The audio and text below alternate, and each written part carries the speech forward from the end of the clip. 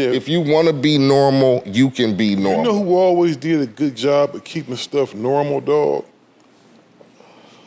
I would see you different places at your height. I would never necessarily just run up to you and talk to you all the time, but I would see you places, right? I would also see Warren G in regular places a lot. Mm-hmm. You know, around long, like at the grocery store. Right. I used to bump into him. I think he might have been living in that little community in Lakewood at that time. Mm-hmm. I would always see him in the grocery store because I lived right around the corner from there. So I would always bump into him. And I think that's why he got the love in the community that he did get, because he was accessible. Yeah. This is when he was a mega superstar. This when Regulate was out. You know what I mean? Like, people be surprised. Like, they'll see me in the grocery store, or they'll see me at the cleaners or some regular like, you really in the, like, okay, like I had to tell a motherfucker the other day, how I'm gonna get then? Mm-hmm. I don't have no motherfucker going to the store shopping for me. Most people and buying my cases of water and juices and. Most people don't, bro. Like, and like, you be cooking? I'm like, how the f is my kid gonna eat if I don't cook? Like, I'm a normal person outside of what you might go, oh man, this nigga been in movies and he got records, he been on a video game and all. Outside of that, I try to stay grounded and normal. It can f with you if you've come from nothing.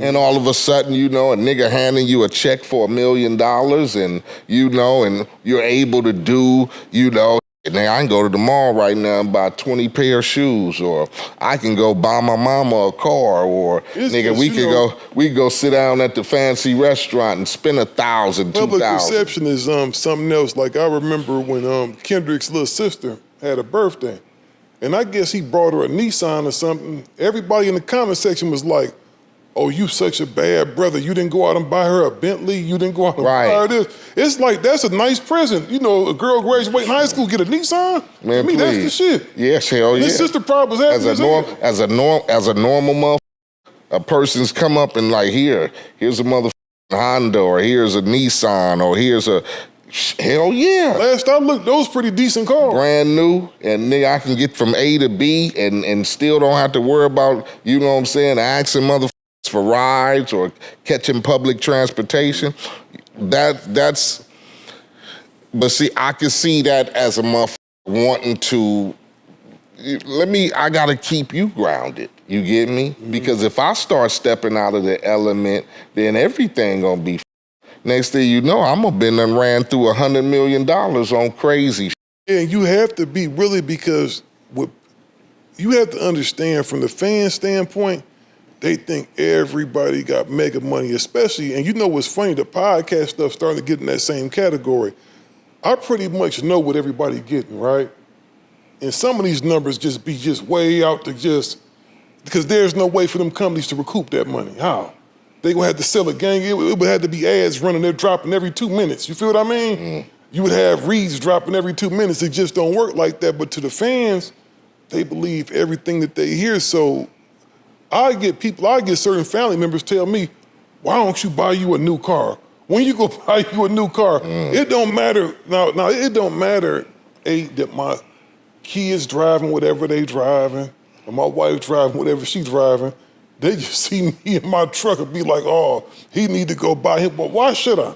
Because they feel like, why do I have to buy a new car to appease? Because you're putting yourself in the celebrity category. And now that you're a celebrity, you can't be normal. You can't be normal. You can't be just, you know, you're the Gangster Chronicles dude. So why would you want to be riding around in an old truck when you can go rent you a Benz or a BMW or lease you a fancy, you know, car?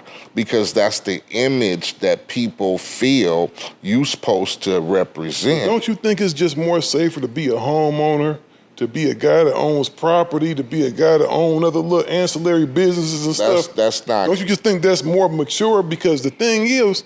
But this most likely are people, though. Mm-hmm. You get me? You can say that about, you know, and not to say all black people don't have that train of thought, but at some particular age brackets, it's like, no, nigga, what do you mean buy a home and stocks and all that? You know, now some people will try to, you know, yeah, that's the smart thing to do, whatever. But come on, the typical motherfucker, 18 to 30, you get it, motherfucker, you supposed to live.